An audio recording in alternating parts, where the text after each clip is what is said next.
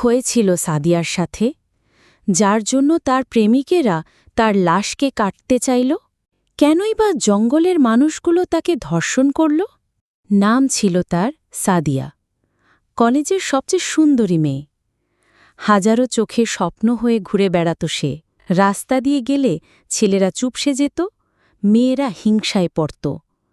সবাই বলত, এই মেয়েটাকে যদি একবার আমার করতে পারতাম। কিন্তু কেউ জানত না, সাদিয়ার হাসির পেছনে ছিল হাজারো কান্না। পেছনে ছিল এক ভাঙা পরিবার। তারা ছিল অনেক গরিব। বাবা মারা গেছে, তার মা তাকে লালন পালন করে। সাদিয়া অনেক ছেলের সাথে প্রেম করত। মেসেজ, ফোন, কণ্ঠের জাদু দিয়ে তাদের বশ করত। তারা তাকে উপহার দিত, বিকাশ করত টাকা, রিচার্জ দিত নিয়মিত। সে কারো মন ভাঙত না, কিন্তু কারো মনেও থাকত না। তার প্রেমিকের তালিকায় ছিল ৯ জন ছেলে। সবাই তাকে ভালোবাসে ভেবেছিল। তাদের মধ্যেই একজন ছিল উৎসব। উৎসব সত্যিকারে ভালোবাসা দিত। তার স্বপ্ন ছিল সাদিয়াকে ঘরের বউ করে তোলা। নিজে অর্ধেক খেয়ে সাদিয়ার জন্য মোবাইল কিনত, টাকা পাঠাত। একদিন সবকিছু ভেঙে পড়ে। উৎসব হঠাৎ সাদিয়ার ফোনে অন্য ছেলের মেসেজ দেখে ফেলে। কথা কাটাকাটি হয়। উৎসব বুঝতে পারে সে শুধু একটা খেলনা ছিল সাদিয়ার হাতে। ভালোবাসা নয়, এটা ছিল ব্যবসা। সে আর কিছু ভাবে না, শুধু সিদ্ধান্ত নেয় এই মেয়েকে শেষ করে দিতে হবে।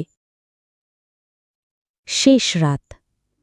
একদিন উৎসব সাদিয়াকে বলে, চলো ঘুরতে যাই, নূতন একটা জায়গায় নিয়ে যাব। সাদিয়া সরল মনে রাজি হয়ে যায়। রাতে গাড়িতে চড়ে তারা যায় একটা জঙ্গলের ভেতর। গাড়ি থামিয়ে উৎসব চিৎকার করে বলে, তুই শুধু টাকা চাস, ভালোবাসা না। আজ তোর খেলা শেষ। সাদিয়া কাঁদে, হাত ধরে মাপ চায়, কিন্তু উৎসব ঠেলে ফেলে দেয় তাকে জঙ্গলের মাঝে। মোবাইল, টাকা, ব্যাগ সব কেড়ে নিয়ে চলে যায়। তারপর কি? রাত গভীর হতে থাকে। জঙ্গলের ভেতর একাকী দাঁড়িয়ে থাকা এক মেয়ে। সেখানে মানুষ থাকে না, থাকে শকুন। মানুষের মুখে হায়নার চেহারা নিয়ে, যারা গন্ধ পেলে ছিঁড়ে খায়। কিছুক্ষণ পর ৯-১০ জন লোক সাদিয়াকে দেখে ফেলে। সবাই তার শরীর দেখে তার উপর ঝাঁপিয়ে পড়ে। তারপর যা হয় তুমি আমি সবাই জানি। সাদিয়া দৌড়ায়, চিৎকার করে, কিন্তু তার গলায় শব্দ ওঠে না। তাকে জ্ঞান হারিয়ে রাস্তায় ফেলে রেখে চলে যায় তারা।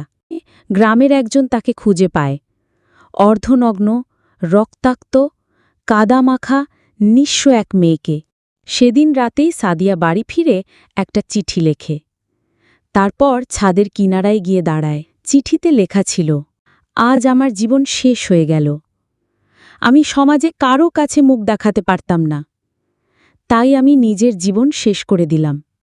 তারপর সে লাফ দেয়। একটা পত্রিকা হেডলাইন করে, প্রেমিকের প্রতারণায় তরুণীর আত্মহত্যা। ফেসবুকে সবাই দোষ দেয় মেয়েটাকে। কেউ বলে, ভালোই হয়েছে মেয়েটির সাথে। তারপর তার বাকি প্রেমিকেরা কিছুই বুঝতে পারে না যে তার সাথে কি হল। উৎসব তাদেরকে সবকিছু খুলে বলল, কিন্তু তারা বিশ্বাস করল না। উৎসব তাদেরকে অনেক বোঝানোর পর তারা বুঝতে পারল। তারপর একজন তার লাশকে কেটে নিয়ে যেতে চায়। কয়েকজন কি বলেছিল তা না বলাই ভালো।